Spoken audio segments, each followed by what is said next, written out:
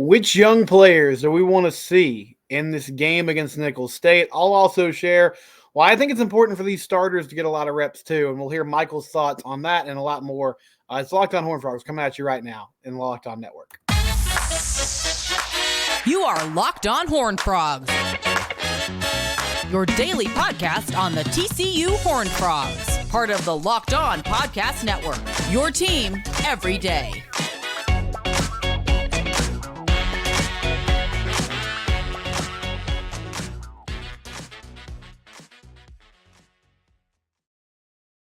That's right, your team every day. I'm Steven Simcox. Next to me is Michael Pevia from the Purple Rain Podcast, which is a good podcast to check out. You can find it everywhere. Subscribe on Apple Podcasts, Spotify, wherever it might be. And Michael, it's Friday, so I don't want to spend a ton of time on this, but we haven't had you on since the Colorado game. So I guess if you just want to give your thoughts, maybe initially, and how you're feeling now. After neither of us expected TCU to be 0-1, but here we are. Yeah, man, that was a flat out embarrassment. I know some people have been looking for me a little bit, so here I am. Especially if you didn't catch the last couple of episodes where myself and Adriana talked about it. But yeah, it was an all-time embarrassment on the defensive side of the ball. Plenty of blame to go around. Joe Gillespie, I'm still puzzled by what he was doing zero adjustments throughout the game, and then the team just getting outperformed on every level on the defense. Travis Hunter mossed everybody. Josh Newton is a pretty big talker in a good way, but all that talking led to zero on Saturday, and he got mossed. The defense just didn't show up to play. The offense got going a little bit, and Chandler Morris showed like he was a guy that only played 3.5 games in 4 college seasons. So other than that, man, it was an all-time embarrassment. Hopefully the team cleans it up. And where my mind is now, ever since Tuesday, was, hoping this team fixes the issues before this season becomes something else like the Colorado game, something we didn't expect, which was if they keep performing like this, maybe a 7-win season.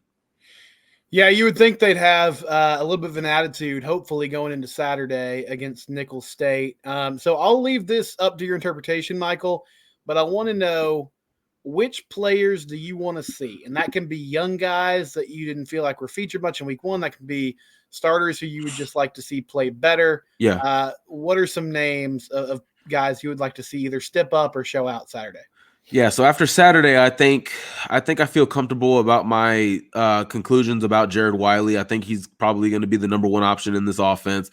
Tall, rangy tight end who's very athletic, who can really get his own. I also like Jack Besh. I want to see him a little bit more. I like Jack Besh. He caught 3 catches, pretty big ones, actually. 2 of them were on 3rd down, and then another one was a long 2nd down completion. So I want to see a little bit more of that. Shout out Chase Curtis, by the way, who's a senior and hasn't been able to play a whole lot, but actually got his name called a couple more times on Saturday.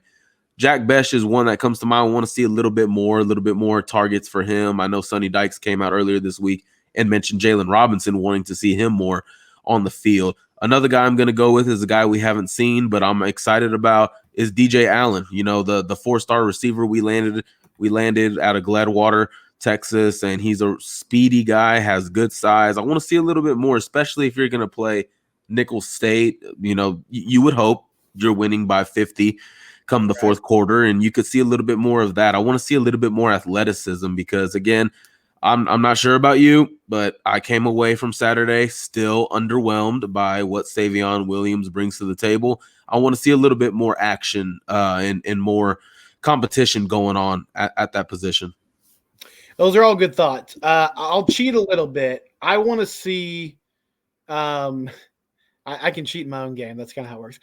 I want to see, along with players, I would just like to see the defense show some different looks. I don't know if that means packages, but it was pretty obvious that they really struggled in obvious passing situations last week, and getting more athleticism on the field, to me, I think is a key. It doesn't have to be all the time, but maybe on 3rd and long, is there a package where we have 5 or 6 DBs out there? And I mean more corners than safeties. What does that look like? Young safeties, I don't know who it is that's going to emerge. I would just like to see a mix of all these guys. So Jamal Johnson, Rodon Fontenette, Javion Wilcox, who's from the Bell County area, Lake Belton kid, a true freshman as well. We saw a little bit of Marcus Deal Saturday on the D line. I'd like to see more of him.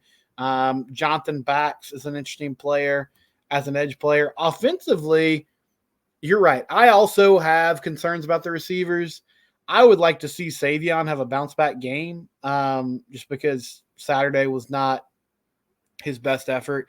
And then, Cordell Russell's a guy that we've talked about before. Maybe this is a game where he could break out a little bit.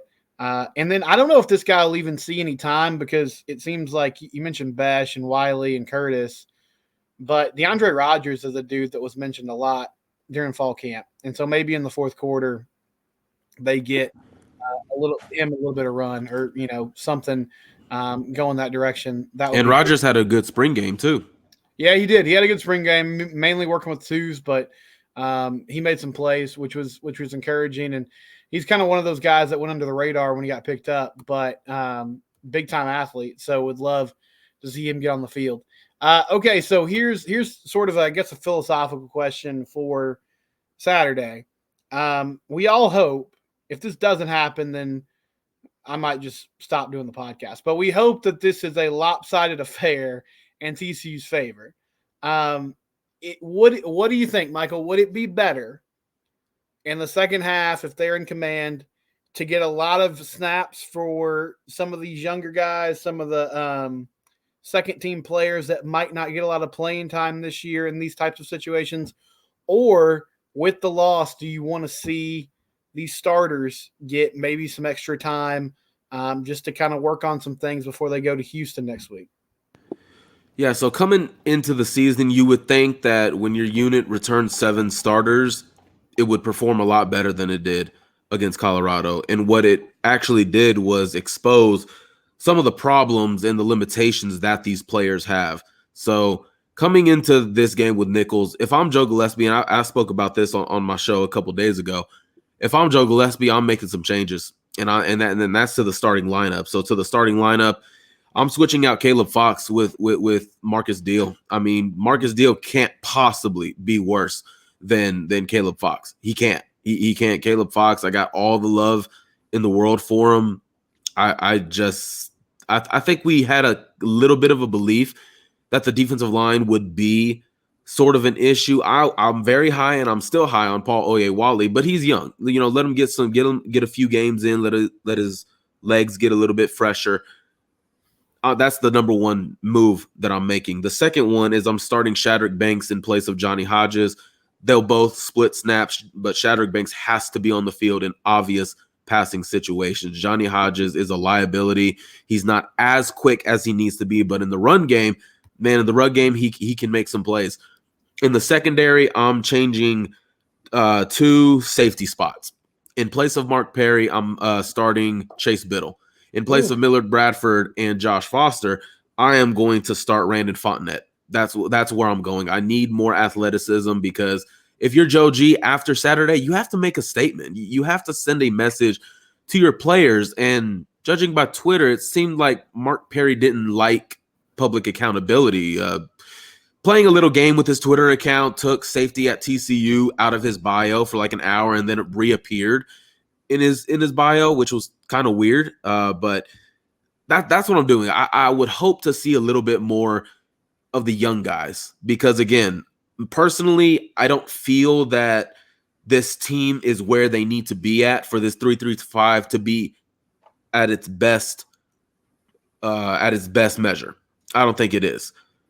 But when you have guys out there like a Caleb Fox, with like a Mark Perry and a Johnny Hodges, guys who have limitations, and again, we give all the credit to the world to those guys for what they did last year.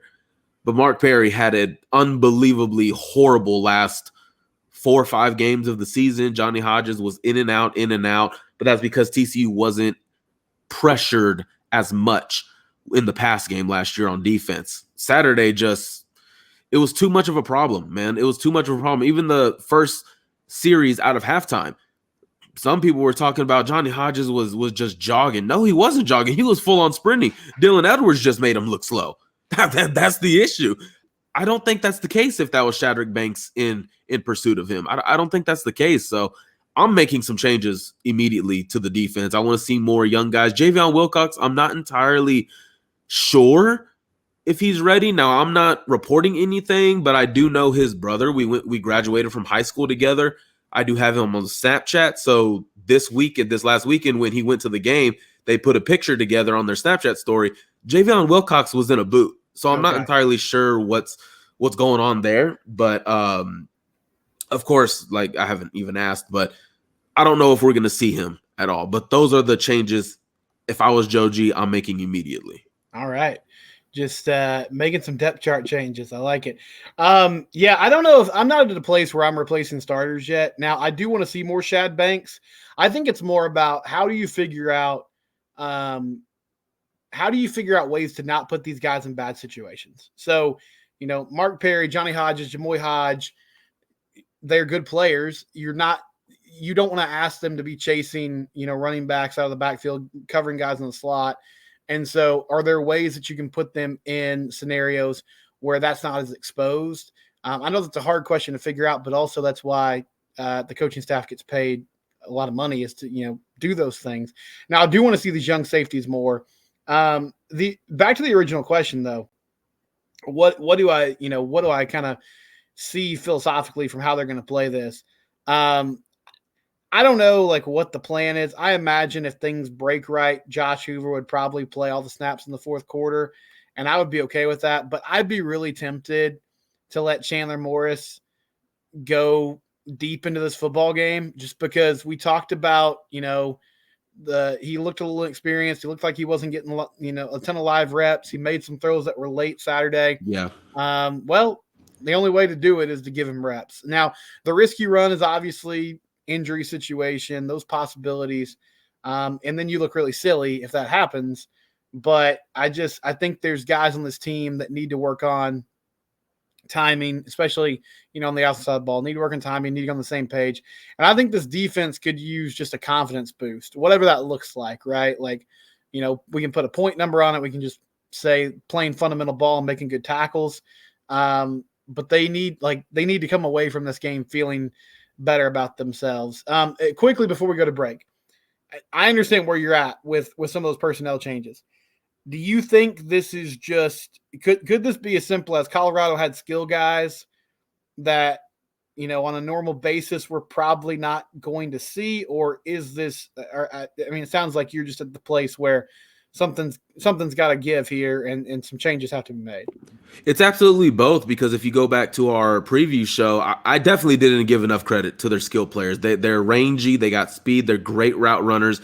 After Saturday, I rewatched the game twice. Why I put myself through that, I have no idea. I was even more upset coming out of that Tuesday night than I was Saturday morning. But and part of it was, honestly, if you go through any TCU fans' Twitter account, somewhere along in their timeline was them questioning why everybody is backed up 10, 12 yards when it's a 3rd and 1, 3rd and 5. Steven, I know we were asking those questions. Yeah. And even philosophically, you don't think that makes sense, but go to the deep balls. Even if you're backed up 12 yards, how are these receivers still getting by you? How is Travis Hunter mossing Avery Helm when Avery Helm was back 11 yards on 3rd and 16? How is Josh Newton backed up 8-9 yards and still getting ran by Travis Hunter? How is he getting beat by Omarion?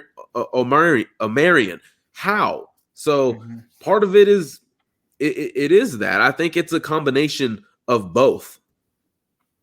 Okay, I like the answers there. When we come back, we'll get a little more positive, okay? I've kind of set Michael up with a lot of negativity here, but I want to get a little more positive. In a moment, he'll tell you which player impressed him the most from the Colorado game. He's going to go away for a second, but he's still here. I'm just going to talk about Nutrafol for a minute. Nutrafol is one of our new sponsors. Listen, guys, if you are noticing a thing that a lot of guys notice, in fact, 85% of men notice this, hair is thinning, you're losing hair, and you're like, what am I going to do? I'll tell the story to you.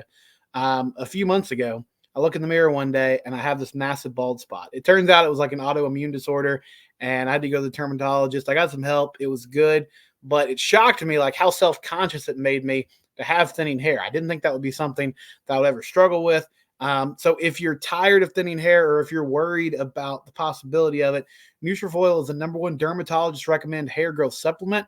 It's clinically shown to improve your hair growth and scalp coverage.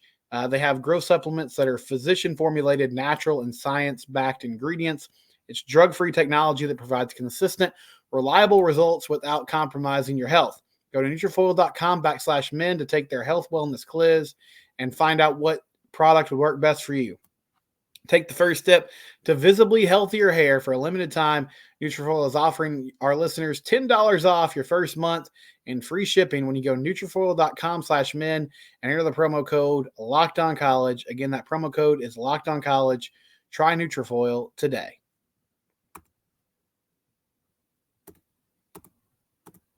All right, back here on Locked On Horned Frogs. Okay, so we talked about some of the things that frustrated us, but in the season opener, who was the player that impressed you the most coming out of that Colorado game?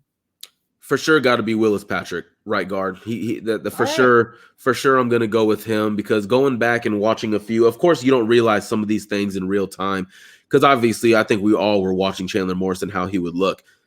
But Willis Patrick performed a lot better than I thought he would. His pad level was solid, especially in the run effort. If you go back to that long 74-yard run by Imani Bailey, Willis Patrick absolutely contains his man inside because Imani Bailey wanted to go outside.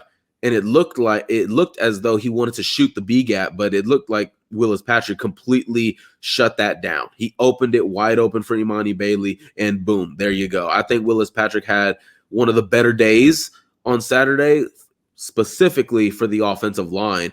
Andrew Coker wasn't that promising of a start. Again, we'll see how good Colorado's defensive line will be because, again, that's always the tricky thing with week 1 games. Who's good, who's bad, what unit was fresh, what unit was not fresh.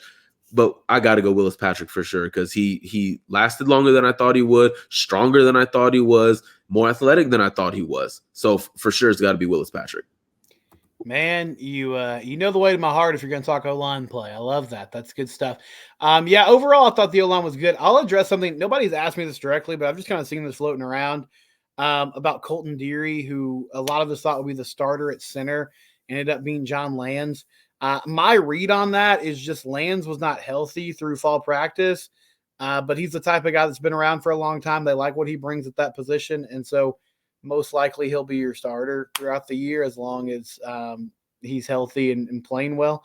So just if anybody was curious about that, that's kind of the read I got on it. So, man, I went back and forth on this today because my first thought was Imani Bailey.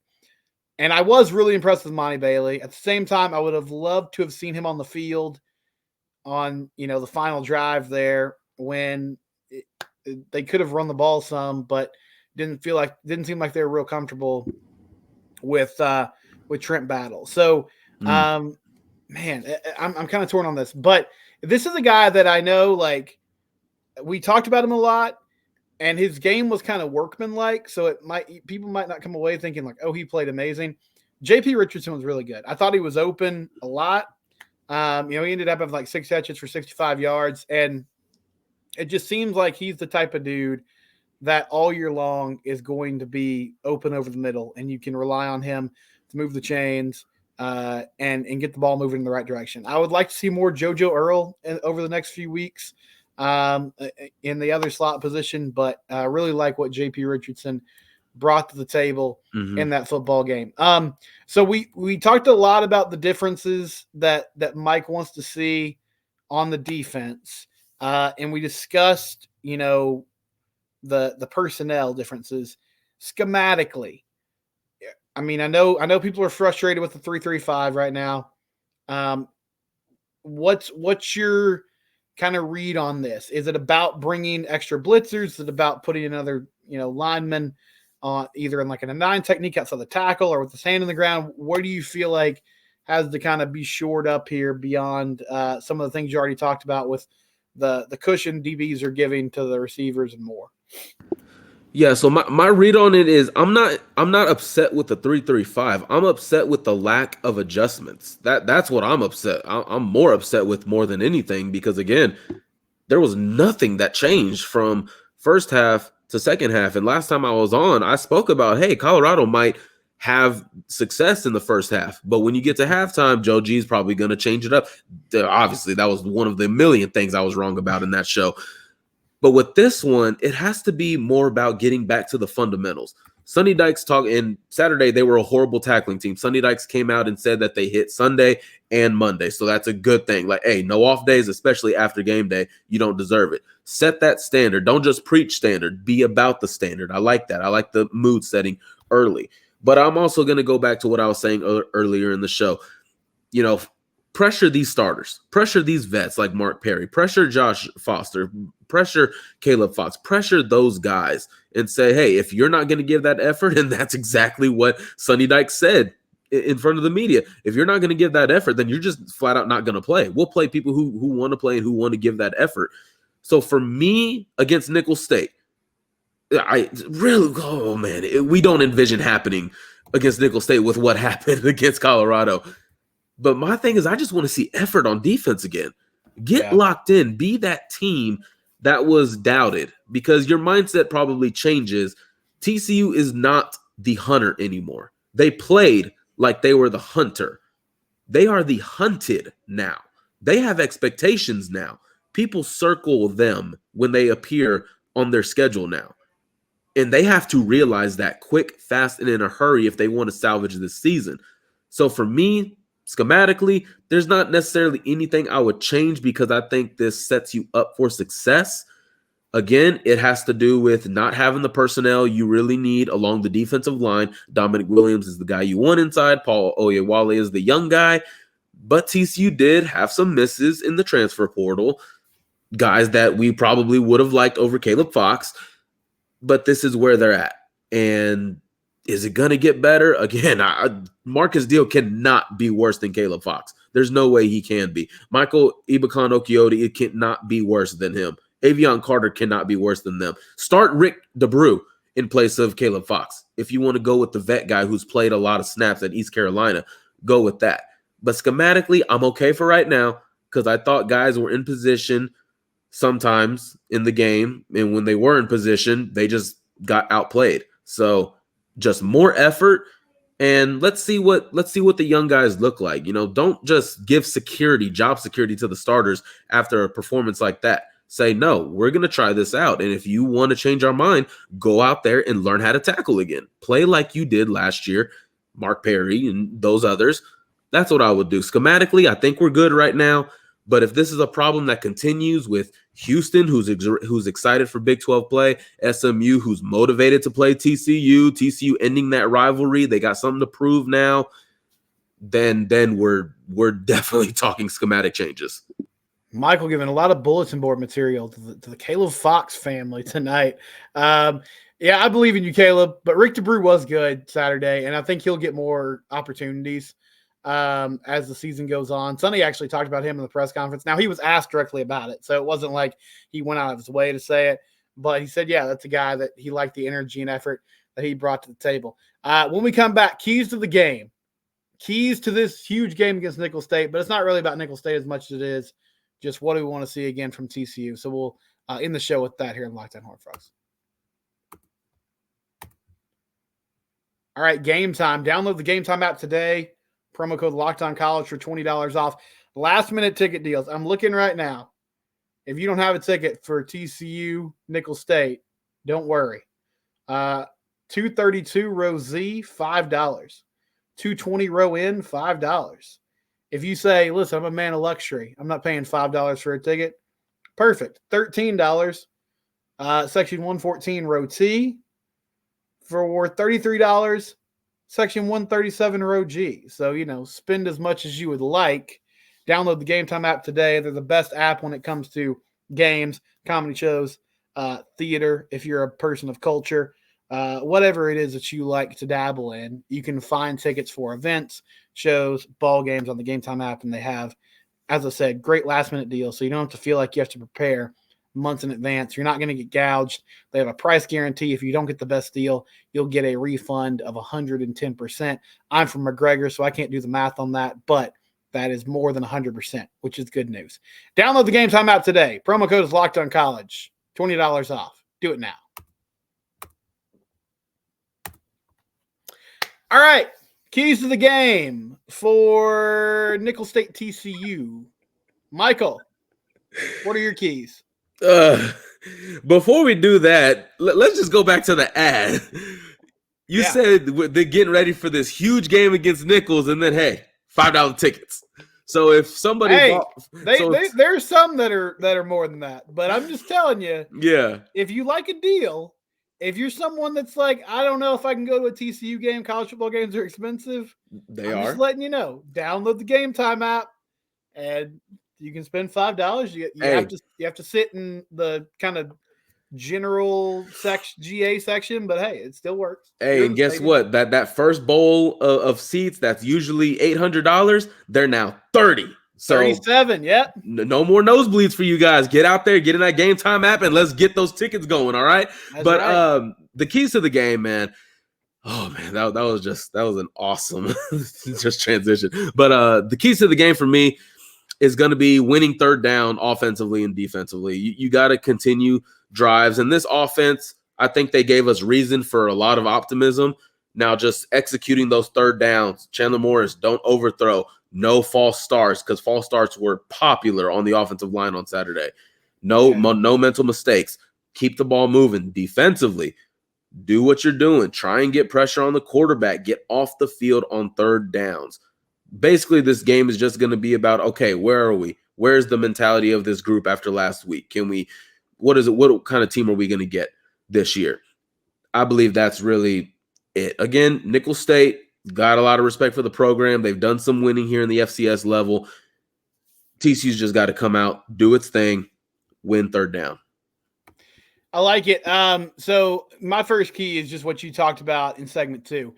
I just want to see some energy and effort. I'm still really dumbfounded by the idea that this team wasn't ready to play. Like, I get everybody's human, things happen, but it just seemed like if there was a time where you wouldn't be sleepwalking through, the first 30 minutes of a ball game, it would be at 11 a.m. against Colorado in your season opener. But I digress. It's in the past, whatever. You can only move forward now.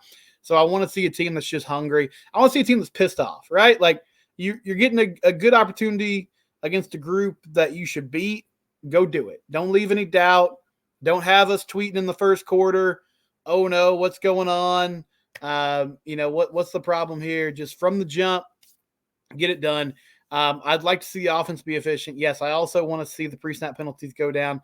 Sonny might have to take the reins on that, because one thing I know about Kendall Briles and some people that he used to coach with, that's not an offense or a coaching tree that really worries too much about penalties. They kind of think we can always get 15, 20 yards whenever we want. And so, some of those mistakes, they'll just live with it. But I don't want to live with that. So you got to find a way to cut that out. And then defensively, I'm not going to put a point total on it, but actually I'm going to put a point total on it. Hold Nicholls State to under 14 points. And I hope that second touchdown, if there is ones in the second half against some guys that might not be playing a significant snaps. You just want to dominate this football game and do it well. Do it from the jump. Saturday, 7 p.m., just if you didn't know, it's on ESPN+. And so make sure you have arrangements for that. It would be like watching TCU baseball, which is a frequent thing. Michael, any final thoughts before we sign off here? Yeah, man, just come out with effort. Just come out with effort. Put on a show. Again, if you're a TCU and you want to be respected, you want to be in that conversation every year.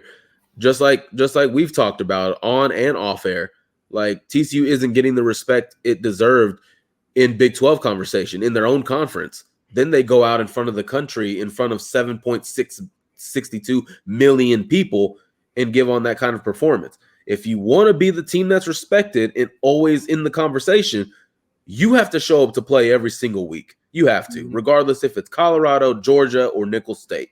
And you saw what Oklahoma did last week. They won, 73-0. Yes. Butch Jones, the Arkansas State coach, was crying on the sidelines, which that's a separate conversation. But they beat them down is the short way to put it. So if you're going to be that team, you got to give those results. So I'm looking for a 70-3 game. That's what I'm looking for. We're not saying the sky is falling if that doesn't happen. If anything, please do not have a 2016 South Dakota State game. Please, for the love of God, don't. But other than that, give me TCU. Give me them 65-10. All right. I love it. Follow the Purple Rain podcast, subscribe to it, follow Michael at MichaelTBS_. Also his co-host Adriana. They do a great job. Episodes every week, and listen to Locked On Horned Frogs as well. Subscribe to YouTube and wherever it is you get podcast. We'll talk to you soon. We'll be back Monday, win or lose, but God help if it's a loss. So anyway, that's it for Locked On Horned Frogs today. Y'all have a good weekend.